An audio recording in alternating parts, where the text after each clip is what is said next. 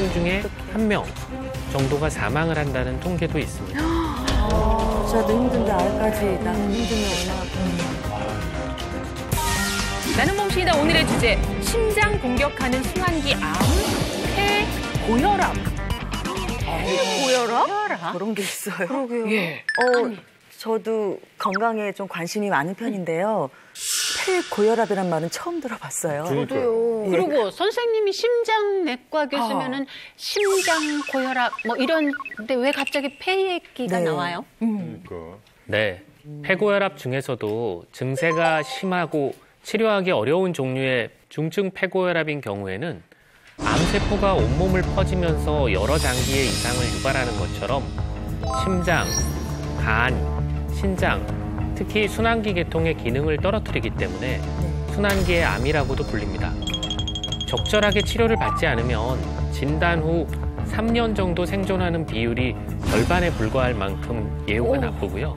하지만 조기에 발견하고 적절하게 치료한다면 10년 이상도 무난히 살 수 있습니다. 대학교 1학년 때 갑자기 이제 쓰러져가지고 병원에 갔는데 폐고혈압 진단을 이제 받았었고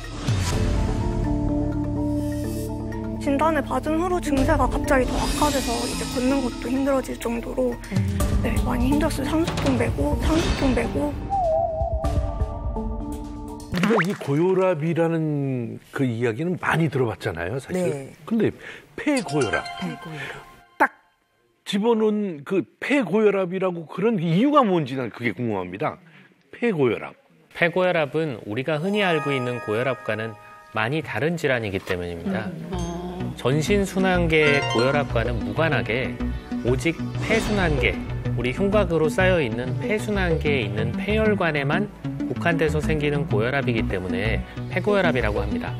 이러한 폐순환계의 압력, 폐동맥에서 측정한 폐순환계의 압력이 25mm 머큐리 이상을 말합니다. 125 이런 게 아니고 25입니다. 25? 교수님, 저희 아버지께서 심근경색으로 돌아가셨고요.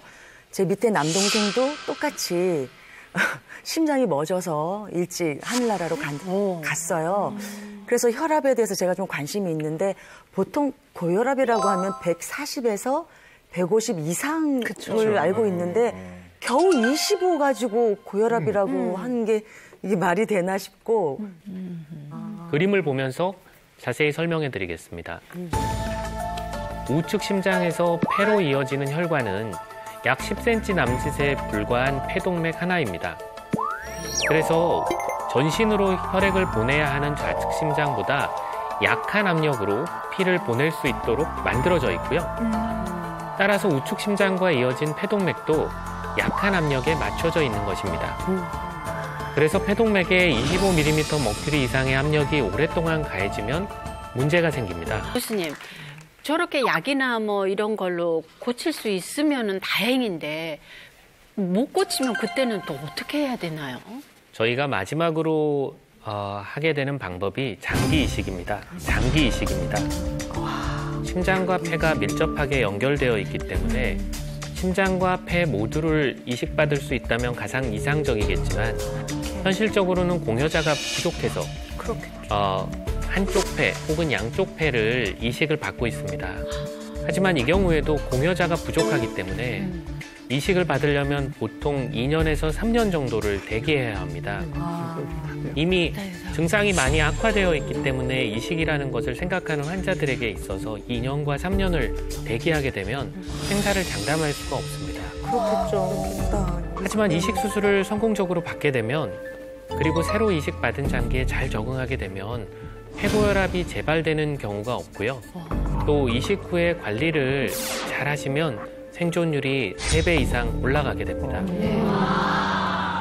검은 변, 부은 발목, 그다음에 파래진 입술은 전부 다 전조 증상이다. 예, 폐고혈압 증상이라고 얘기하면 맞을 것 같습니다. 먼저 발목 부종이 있었는데요. 아까 좁아진 혈관을 통해서 심장이 계속 피를 힘써서 뿜어내다 보니까 지치고 기운이 빠진 우심실의 기능이 저하되게 되면 나타나는 증상이 부종입니다.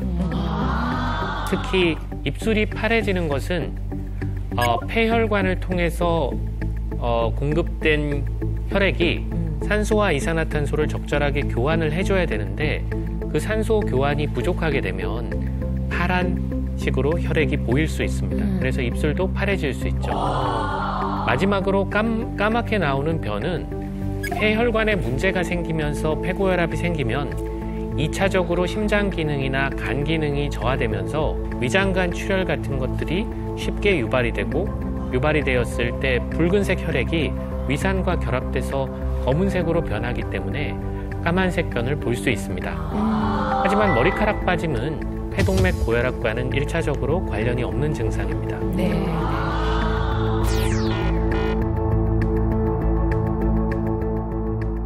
그러면 한 가지 좀 말씀을 들어볼까요? 위험 행동들에 대해서? 예, 비행기 같은 경우는 내부에 기체 순환하는 시스템을 갖추고 있기 때문에 특히 고도를 많이 올라가지 않는 국내선 같은 경우에는 크게 금지되는 행동은 아닙니다.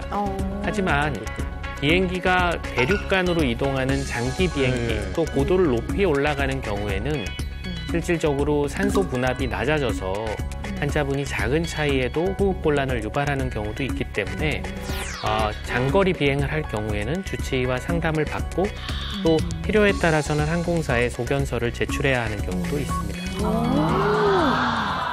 그러면 임신과 출산을 왜 금지를 하죠? 임신을 하는 과정에서 체중이 늘어난 부분이 본인과 또 다른 한 명의 혈액 순환량을 심장에서 감당을 해야 하기 때문입니다. 그렇겠네요. 그래서 임신을 하게 되면 2명 중에 1명 정도가 사망을 한다는 통계도 있습니다. 2명 중에 1명 정도가 사망을 한다는 통계도 있습니다. 저도 힘든데 알까지 나 힘들면 그러면 선생님 사우나는요? 사우나 그냥 얼핏 그냥 생각했을 때 위험할 것 같긴 한데 왜 하면 안 되는 건가요? 폐동맥 고혈압 환자들은 이미 혈관이 많이 손상되어서 혈관의 수축 이완 조절 능력이 상실된 상태여서 급격한 온도 변화가 위험합니다. 그래서 사우나는 피하고 목욕도 15분 이내 또 욕조에 몸을 담그고 있는 시간은 5분 내외로 해야 합니다. 물을 많이 마시게 되면 혈액량이 급격하게 늘어나기 때문에 좁아진 혈관을 통해서 심장에서 폐로 보낼 혈액량이 늘어나게 됩니다. 건강한 사람들에서는 큰 문제가 없겠지만 이미 오른쪽 심장에 과부하가 걸려있는 상태에서 급격히 혈액량이 늘어나게 되면 심장에 크게 부담을 받고 자동차로 치면은 무거운 짐을 싣고 달리는 차에 더 많은 짐을 얹어서 시동이 멎는 것과 마찬가지라고 볼 수 있습니다.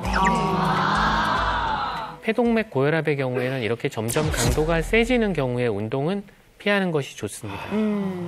등산은 높은 곳을 계속 올라가는 운동이다 보니까 강도가 세지는 운동이고 호흡이 가빠질 수 있고 그래서 하지 않아야 할 위험한 행동입니다.